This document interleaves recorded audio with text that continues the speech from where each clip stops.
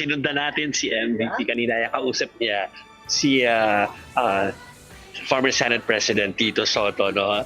And Sir Guido Sabaliero. So he just arrived dito sa Araneta. I hope okay yung video dahil medyo mahina yung signal sa loob. Yes, nakikita namin.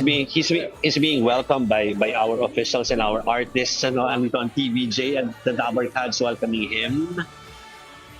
Ayan siya. So, hindi natin pwedeng pasukin masyado, mga kapatid, dahil siyempre medyo may private moment ang ating mga bossing dito sa loob ng owner's circle dito sa Araneta Coliseum. So, Ayan, bumibito. ibig sabihin, dahil nandito na Ayun. si MVP, magsa-start na tayo ng programa.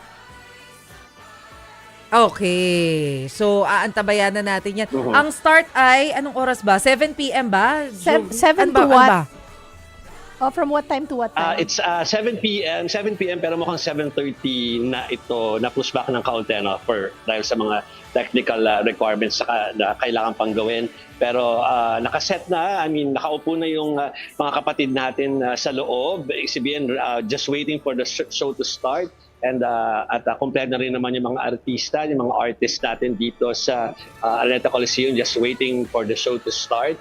And MVP is here. Sabi niya kanina, narinig ko na parang he wants to watch the show. So, ano na to?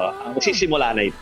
Mukhang mag-i-stay si MVP ang ating bossing. Nakikita namin doon sa video mo, Jovi, nandiyan na rin palang South Border.